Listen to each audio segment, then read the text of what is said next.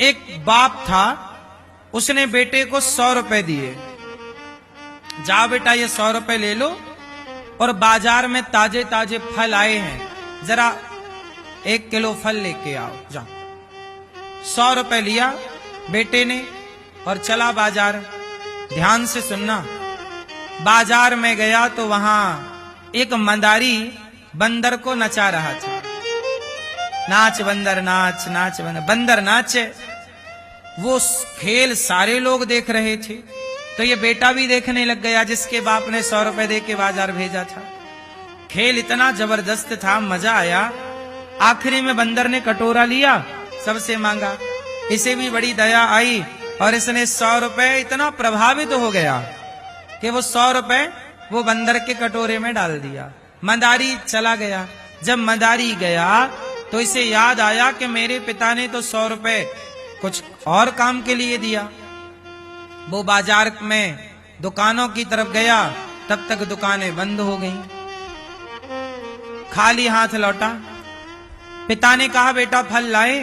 ना पिताजी, दुकानें बंद हो गई।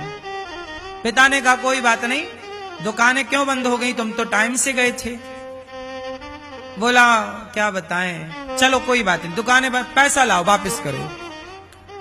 अब बताओ पैसा वापस कर पाएगा? जिस काम के लिए गया था वो काम हुआ नहीं और पैसे भी खर्च हो गए।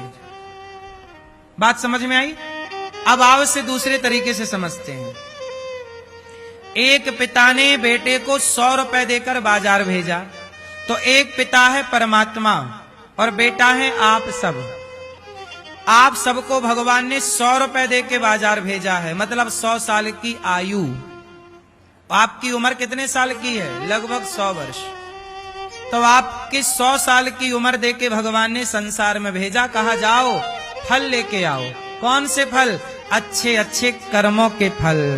जाओ अच्छे कर्म करो और अच्छे अच्छे कर्मों के फल लेके आओ। कितने रुपए दिए? 100 रुपए, मतलब 100 साल दिए अच्छे कर्म करने के लिए। लेकिन बेटा बाजार आया, जब आप संसार आए तो वो कहां फंस गया? मंदारी के खेल में। ऐसे आप लोग संसार में आते हो तो आप भी बंदर के नाच में फंस जाते हो। ये बंदर का नाच क्या है? आपकी पत्नी, आपका पति, आपके बच्चे, सारी जिंदगी गृहस्थ में आदमी क्या करता है? नाचता है।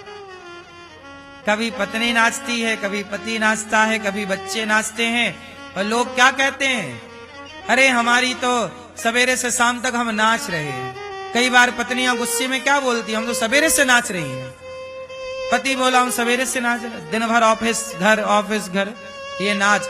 और इसी नाचने में, इसी मंदारी के नाच कूद में, इसी संसार की भागा दौड़ी में आपके 100 रुपए खर्च हो गए। 100 रुपए खर्च हो गए मतलब 100 साल चले गए। मतलब देखो, आप 10 साल तक का बच्चा तो कुछ समझता नहीं है, 15 साल तक का बच्चा भी कुछ नहीं समझता धर्म को, आध्यात्म को, भक्ति को। बात समझो। 20 साल का बच्चा थोड़ा समझने लगता है और जैसे ही समझता है वो अंधा हो जाता है जवानी में। और जवानी में अंधा हुआ, किसी लड़की से, किसी लड़के से प्यार हो जाता है, क्योंकि उसकी उम्र आ गई ना।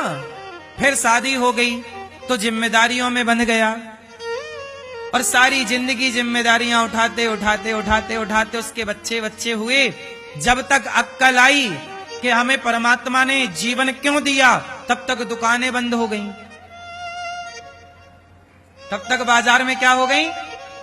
दुकानें बंद। मतलब बुढ़ापे में आंखें दिखना कम हो गया, आंखों में कम दिखने, तो ये दुकानें बंद हो रही, आंखें कम देखने लग गई। कमर में दर्द आ गया, दुकान कमर की बंद हो गई। पैरालाइसिस हो गया, हाथ की दुकान बंद हो गई। बोलो हाँ। बीमारियां हो गईं। और इसी संसार के भागा दौड़ी में, प्रपंच में आपके 100 रुपए खर्च हो गए। जब आप वापस गए तो पिता ने कहा फल ले आया अच्छे कर्मों के। अच्छे काम करने का आपको टाइम नहीं मिला। सारी जिंदगी बेटा बेटा, बेटी बेटी, पति पति, पत्नी पत्नी, पैसा पैसा, हाय हाय करते करते बुढ़ापा आ गया और मरने के निकट पहुंच गए। और जब मरने का टाइम आया, मर के गए, तो भगवान ने कहा चलो 100 रुपए का हिसाब दे दो। जब आप लोग मर के जाओगे तो आपको हिसाब नहीं देना पड़ेगा। क्या लाए हो? छोटे छोटे बच्चे मांगते हैं। आप जैसे अब वृंदावन से जाओगे ना घर, तो आपका पोता वोता यदि घर में हुआ, छोटे बच्चे होंगे, तो आपका झोला देखने लग जाएंगे, मेरी माँ क्या लाई है। बाप बाजार से आता है ना, तो बच्चे पहले झोला खोलते हैं, मेरे लिए क्या लाए हो। बोलो हाँ, ये बात सही है कि गलत है? हाँ हाँ। तो जैसे ही व्यक्ति यहां से जाता है ना, तो परमात्मा उसका बैग चेक करते हैं, क्या लाए हो, कौन सा कर्म करके आए हो।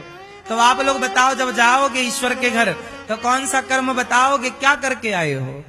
आप लोग तो अच्छे हो, बताओगे कि हम वृंदावन में जाके कथा सुनते थे, कीर्तन करते थे, भजन करते थे, वृद्ध माँ की सेवा करते थे, किसी को भोजन कराते थे। आप लोग तो बता पाओगे कि हमने इतना पुण्य किया भी है। बाकी लोगों का क्या होगा, क्या बताओगे? यही बताओगे कि सारी जिंदगी पैसा कमाते रहे और कमा कमा के और फलानी बैंक में जमा करके आए। भगवान बोले वो बैंक का वहीं रह गया, यहां क्या लाया। सारा कमा कमा के बेटों को दे के आया। तूने भूखों को कितना खिलाया, तूने प्यासे को कितना पानी दिया, तूने लोगों की सेवा कितनी की। यही ना पुण्य है मेरी माँ। इसलिए इस धरती पर 2 चीज कमाते हो आप, या पाप कमाते हो या तीसरा कुछ नहीं है। इसलिए साहब, आप ये जरूर अपने आप से सवाल करना कि अभी तक आपने क्या कमाया है और क्या गवाया है। कितनी उम्र चली गई, कितनी बची, अब क्या करना है। उठ जाग मुसाफिर भोर भई, अब रैन कहां तू सोवत है। जो सोवत है वो खोवत है, जो जागत है वो गई बहुत थोड़ी बची। नारायण अवचेत, काल चिरैया चुग रही, निस दिन आयु खेत। इसलिए दास अनिरुद्ध, मुझे लगता है कि जब मैं मरूंगा तो ईश्वर को जवाब देना पड़ेगा। तो भगवान मेरे से पूछेंगे, अनिरुद्धाचार्य बताओ, तुम्हें 100 रुपए दिए थे, 100 रुपए मतलब 100 साल की, और उम्र 100 साल मेरी है कि नहीं।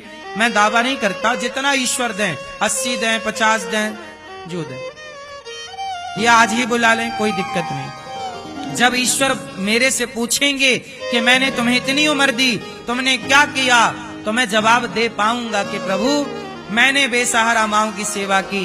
वृंदावन में कोई भी भक्त आया, सबको भरपेट भोजन मिला। गाय की सेवा, निःशुल्क बच्चों को पढ़ाने लिखाने की सेवा की है। जितना बन पड़ा, जितनी मेरी अक्ल थी, बुद्धि थी, शारीरिक क्षमता थी, उतना मैंने कार्य किया। मैं ईश्वर को जवाब दे पाऊंगा। आपसे भी यही सवाल होगा। अपना अपना जवाब तैयार रखिएगा। सबमिट करना पड़ेगा ना वहां फाइल है नहीं। सरकार को साल भर का लेखा जोखा देना पड़ता है, इनकम टैक्स। बोलो हाँ। नहीं दो तो सरकार कहती है चोर हो तुम, टैक्स चोरी कर रहे हो। जब यहां की सरकार आप पे नजर रख सकती है, तो वो सरकार नजर ना रखे होगी क्या? उस सरकार से बच जाओगे? बोलो हाँ। भैया फाइल सबमिट करने चली, अभी करके आती हूं फाइल जमा।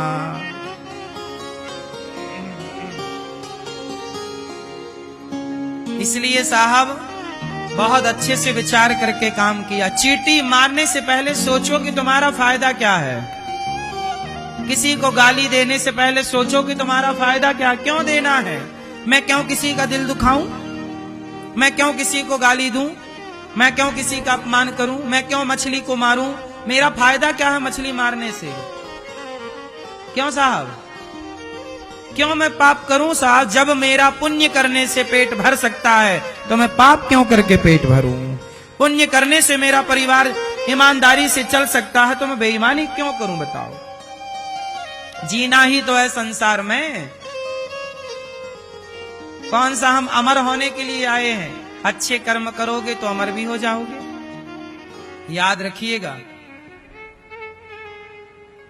हम जो गलत करते हैं, हम जो सही करते हैं, उसे कोई देख रहा हो ना देख रहा हो, भगवान देख रहे हैं। और एक बात और याद रखिएगा, मैं अच्छा करता हूं या मैं बुरा करता हूं, आप लोग देख रहे हैं, लेकिन आप देख करके आप निर्णय नहीं कर सकते कि मैं सही हूं कि गलत हूं। मुझे फल नहीं दे सकते मेरे अच्छे या मेरे बुरे का, मुझे फल तो ईश्वर ही देंगे, आप लोग थोड़ी दोगे। आप लोग गौरी गोपाल आते हो, सब सेवाएं देख के चले जाते हो, आप तो यही कहते हो महाराज जी अच्छा कर रहे हैं सबकी सेवा, इतना कह के आप चले जाते हो। लेकिन जो मैं कर रहा हूं उसका फल आप लोग थोड़ी दोगे, कौन देगा उसका फल? हाँ, मैं जो अच्छा कर रहा हूं या जो मैं बुरा कर रहा हूं उसका फल आप ना दोगे।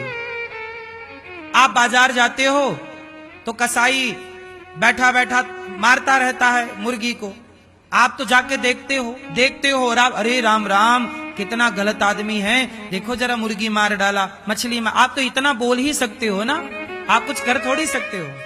लेकिन आप बोल के चले जाते हो और अगले घंटे सब भूल जाते हो। आप अगले ही घंटे आप सब भूल जाते हो कि मैं कहां गई, कहां देखा, क्या देखा, सब भूल जाता है आपको। लेकिन वो सब कुछ याद रखता है ईश्वर। इसलिए कर्मों का फल व्यक्ति नहीं देता, कर्म नोट हो जाते हैं ईश्वर के पास और वो फल ईश्वर देता है। और जब वो देता है तब तक आप लोग भूल चुके होते हैं। आप कहते हैं हमने तो ये गलती की ही नहीं, हमें क्यों मिला? हाँ, आप भूल गए पर वो नहीं भूला ना, वहां नोट था साहब, हम लोग सब भूल गए।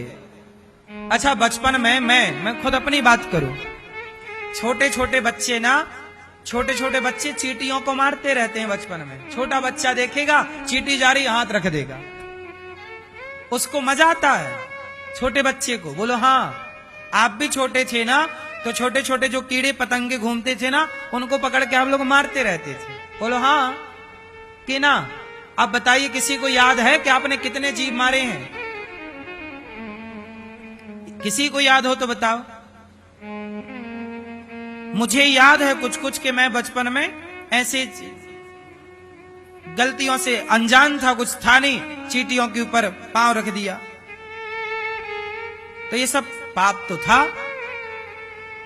लेकिन जब समझ आती है तब तक वो पाप हो चुके होते हैं। जब तक समझ आती है तब तक हम लोग बहुत सारे पाप कर चुके होते हैं, जाने और अनजाने में। कितने जीव हैं। मैं बचपन में छोटा था तो बंदूक लेके, मेला में नहीं मिलती बंदूक, तो गर्मियों में ना मक्खी बैठी रहा करती थी, तो मैं दूर से मक्खियों पर निशाना लगाया करता था बंदूक से। तो निशाना जाके सही लगे तो मक्खी मर जाए, और तब बड़ा मजा आता रहा, निशाना सही लगा जाए। लेकिन बाद में पता चला यार बेफजूल पाप था ये। बोलो हाँ, तो ये पाप तो थे ना। आप में से भी शायद बहुत लोग ऐसे हों जो बचपन में ऐसे पाप किए हो, क्योंकि नॉलेज तो होता नहीं है, ज्ञान होता नहीं। अब वो पाप हैं। अब देखो हम लोग वो पाप भूल गए। अब मैंने कितनी मक्खी मारी होंगी ये मुझे भी नहीं पता, मैंने कितने इस तरह की जीव हत्या की होगी मुझे ही नहीं पता। लेकिन वो भले ना पता हो, पर वो पाप है तो साथ में, वो जब मौका मिलेगा घुस जाएगा। और फिर मुझे लगेगा कि हमने तो कोई पाप किया नहीं, फिर हमें ये क्यों मिल रहा है। नहीं, कई बार आप लोग भूल जाते, भुलक्कड़ है ना हम लोग क्या हैं? भुलक्कड़ है, भूल जाते हैं। किया हमने, आपका दिल दुखाया और भूल गए। हमने आपको गाली दे दी, अपमान कर दिया और हम भूल गए। ईश्वर थोड़ी भूला है। आपने कई बार ऐसे शब्द कह दिए कि सामने वाला रो पड़ा, हाँ या ना? इतना कठोर कह दिया, क्या ये पाप नहीं था? पाप 3 जगह से होता है, मनसा, वाचा, कर्मणा। पाप कितनी जगह से होता है? 3 जगह से। मन से पाप होता है। जैसे मन से पाप क्या है?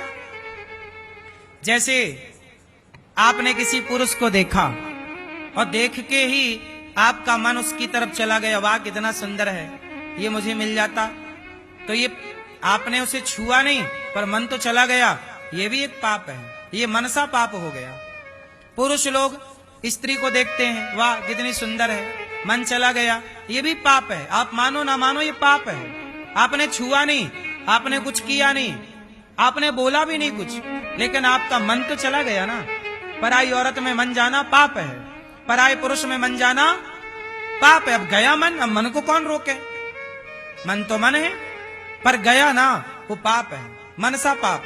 कौन सा पाप है वो? मनसा। दूसरा पाप होता है मनसा वाचा। वाचा मतलब वाणी से पाप। आपने बोल दिया, किसी को गलत बोल दिया, ये बूढ़े बैठे हैं, हमने बूढ़े का अपमान कर दिया, इन्हें जलील कर दिया, तो ये तो बेचारे चले जाएंगे, लेकिन इनका दिल दुख जाएगा। और जब दिल दुखेगा तो वो पाप किसे लगेगा कि मैंने अपमान किया ना आपका, मैंने आपको जलील कर दिया, तो वो अपमान का वाचा पाप हो गया। मैंने वाणी से पाप कर दिया, आपका दिल कहां से दुखा दिया? इसलिए मन से जो आप सोचते हैं वो भी पाप है। बोलो हाँ। अच्छा एक बात बताओ मेरी माँ, आप जितनी पत्नियां बैठी हैं बताओ, पराये पुरुष के बारे में सोचना भी एक पतिव्रता नारी के लिए पाप है या नहीं? बोलो बोलो, हाँ या ना? हमारे देश में पराये पुरुष के बारे में पतिव्रता नारी के सोचने में भी पाप लगता है, और आजकल लोग लिविन को भी गलत मानने को तैयार नहीं है। देख लीजिए जरा, लोग कहते हैं मेरी मर्जी, मैं किसी के संग रहूं, पराई औरत के संग रहें, पराई पुरुष के संग रहें। सोचिए हमारे यहां सोचना भी पाप है, तो छूना कितना बड़ा पाप होगा, और पराये पुरुष और पराई स्त्री के संग लिविन में रहना कितना बड़ा। लेकिन इसे आजकल कोई कानून कहता है, कानून इसकी इजाजत देता है।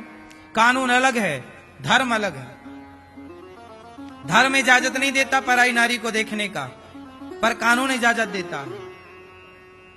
इसलिए देश कानून से चलता है, परंतु हमारा जीवन धर्म से चलना चाहिए।